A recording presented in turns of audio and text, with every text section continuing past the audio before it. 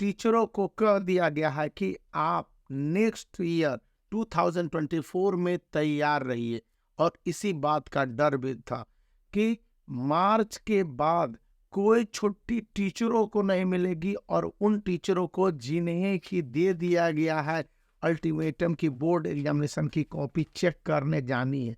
और कौन कौन सी बातें बोली गई हैं, हालांकि अभी ये नहीं बोला गया है कि आप कहाँ पर कॉपी चेक करने जाएंगे, कोऑर्डिनेटर कौन होंगे, सुपरवाइजर कौन होंगे, और एग्जामिनर कौन होंगे, हेड एग्जामिनर कौन होंगे। लेकिन कई सारी इंपॉर्टेंट जानकारियां आपको दे दी गई, और स्कूलों ने अपने उन टीचरों से आईसीएसई 2024 एंड आईएससी जिनको कॉपी चेकिंग के लिए भेजा जाना है, साइन करवा लिया गया है, और कई सारे इंस्ट्रक्शंस दिए गए हैं। तो आखिर ये क्यों महत्वपूर्ण है स्टूडेंट के लिए, स्टूडेंट को क्यों जानना चाहिए? कुछ दिन पहले सीआईएससी ने स्कूलों से पूरा डेटा मांगा था कि आपके कितने टीचर अवेलेबल है कॉपी चेकिंग के लिए, स्कूल की क्या कंडीशंस है, और बाकी सभी कुछ। तो इन सब के बाद यहाँ पर कहा गया है, जो बातें मैं आपको बता रहा हूँ, कि फरवरी के बाद आपके मार्च और अप्रैल में किसी तरह की कोई नेसेसरी हॉलीडे नहीं होंगे। कोई भी यदि आपके वर्क है जिसको पोस्टपोन किया जा सकता है, उसको अभी ही कर लीजिए या उसके बाद के शेड्यूल कर लीजिए। यदि आप ऐसा नहीं कर सकते तो अपने नाम को वापस ले लीजिए, क्योंकि बोर्ड एग्जामिनेशन की कॉपी चेकिंग के लिए आपके नाम को कंफर्म किया जाता है। अब किस पोस्ट पर भेजा जाएगा, कोऑर्डिनेटर होंगे, सुपरवाइजर होंगे, हेड सुपरवाइजर होंगे, ये मैटर नहीं करता है। दूसरी बात बोली गई है कि कॉपी चेकिंग का वर्क आपके मिनिमम 10 डेज और मैक्सिमम कुछ भी हो सकते हैं, इन बातों को याद रखने हैं। और यहाँ पर स्कूलों ने यह भी बोला है कि आपको आवश्यकता पड़ने पर स्कूल भी आके काफ़ी कुछ कंफर्म करने होंगे, क्योंकि जो होम सेंटर वाले स्कूल हैं और वहाँ पर कॉपी की चेकिंग होनी है, तो उस कंडीशन में स्टूडेंट को गाइड करना है सब्जेक्ट टीचर। जैसे मैं इंग्लिश का टीचर हूँ, तो इंग्लिश आईएससी क्लास 12 के लिए, और चूंकि आईसीएसई क्लास 10 के टीचर नए हैं हमारे स्कूल में, तो उस कंडीशन में आपको ये बताने होंगे।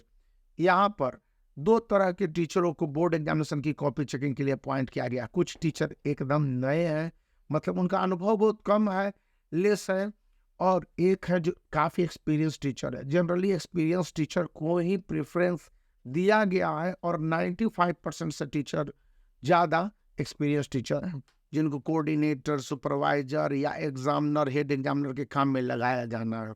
यहाँ पर इन सारे टीचरों को पूरी तरह से सख्त ऑर्डर है कि जब भी कॉपी चेक करने के इंस्ट्रक्शंस या फॉलोइंग है, इसको जानते हुए आप अपने सब्जेक्ट मैटर को अच्छी तरह से समझ लें।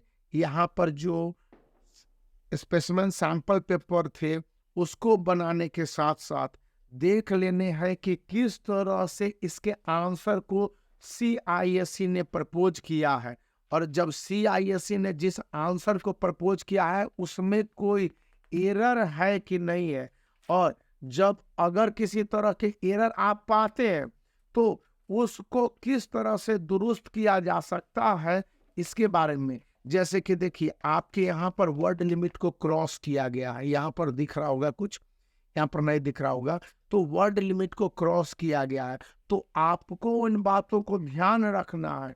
सभी जो सीआईएससी के लेटेस्ट फॉर्मेट, प्रोसेस या फिर स्टेप मार्किंग है, उन तमाम इंस्ट्रक्शंस को स्टूडेंट को बताने हैं, और टीचर को भी याद रखने हैं। टीचरों को भी ये कहा गया है कि आप है जो कि अपने सब्जेक्ट के जो भी सैंपल पेपर है और इसके साथ जो भी क्वेश्चन पेपर है, उसको 1 से 2 और 3 सेट आप भी बना ले, क्योंकि आपके भी कॉन्फिडेंस होने चाहिए। कॉपी चेकिंग के लिए टाइम बाउंड सिचुएशन है, यहाँ पर डिजिटलाइजेशन की भी बात किया। यदि आप एक्सपीरियंस टीचर हैं तो हो सकता है कोऑर्डिनेशन के साथ साथ एक सुपरवाइजर का भी काम दे दिया जाए।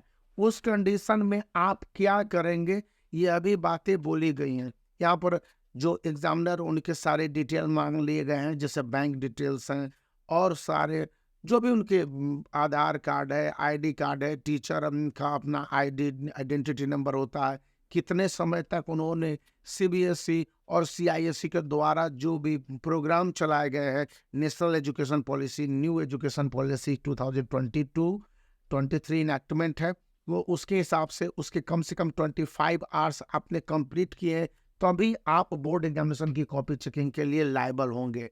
यहाँ पर एक और बात बोली गई है कि एग्जामिनर को प्रत्येक दिन के रिपोर्ट देने होंगे।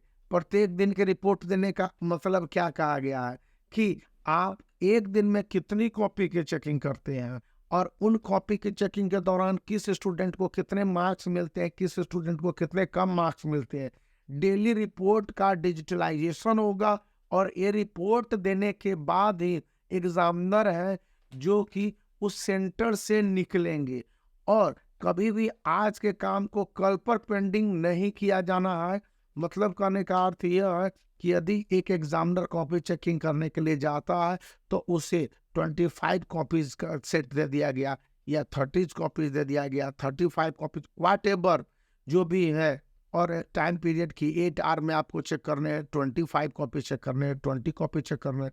तो आपको उतने कॉपी चेक करने के बाद इन एंड आउट टोटल करने हैं और उसको क्रॉस चेक करने के बाद कंफर्म करने हैं कितने स्टूडेंट को हाईएस्ट मार्क्स आते हैं, कितने स्टूडेंट के लोएस्ट मार्क्स आए। कोई स्टूडेंट अगर जो मिनिमम पासिंग क्राइटेरिया है उससे कम मार्क्स ला रहा है तो आखिर उन्होंने कहाँ पर गलती की है। जैसे कि सब्जेक्ट वाइज गलती भी होती है कई चैप्टरों में और कई पॉइंट्स में। चैप्टर मैंने इसलिए बोला कि कई चैप्टर के ऐसे क्वेश्चंस होते हैं जिसमें कि एग्जामिनर खुद कंफ्यूज्ड होते हैं, तो वहां पर यह कहा गया कि आप क्रिटिकल थिंकिंग या एनालिटिकल थिंकिंग वाले क्वेश्चंस के आंसर को खुद से बनाइए। और याद रखने हैं कि हो सकता है कि आपको बड़ी जिम्मेदारी दे दी जाए कॉपी चेकिंग करने में। उस कंडीशन में आपको टीम को भी लीड करना होगा, क्योंकि जो 10 साल या इससे ज़्यादा के एक्सपीरियंस टीचर है उनको इस बात के लिए अलर्ट रहने को कहा गया है। यहाँ पर यह भी कहा गया है कि इस समय जो क्वेश्चंस और सैम्पलिंग के साथ साथ है कई सारे ट्रेनिंग प्रोग्राम भी आपके दिसंबर में और जनवरी में चलाए जाने हैं। जो भी मौके मिलेंगे तो वो स्कूल के द्वारा भेजे जाएंगे और उसके लिए भी आईसीएसई एंड खास करके आईएससी के एग्जामिनरों को तैयार रहने होंगे। और यदि आपको नई कॉपी चेकिंग करने में जाने हैं तो कंफर्म कर देने होंगे। न्यू मार्किंग स्कीम है प्रत्येक सब्जेक्ट वाइज, मैंने पहले ही बताया था, और प्रत्येक सब्जेक्ट के इंग्लिश के अलग है, मैथमेटिक्स के अलग है, फिजिक्स केमिस्ट्री बायोलॉजी का अलग है, ह्यूमैनिटीज का अलग है, तो वो आपको कंफर्म करने होंगे और उसके भी एक लॉजिकल ग्राफ बना लेने हैं, आपको चॉकआउट कर लेने हैं कि किस तरह से ये कॉपी चेकिंग हो, क्योंकि अगर किसी तरह की गलती होती है तो इसके लिए स्कूल रिस्पॉन्सिबल होगा। और जब इस बात के इंस्ट्रक्शंस दे दिए गए तो आज कंफर्म था और साइन भी हम लोगों से करा लिया गया, सारे सब कुछ मतलब सहमति ले लिए गए।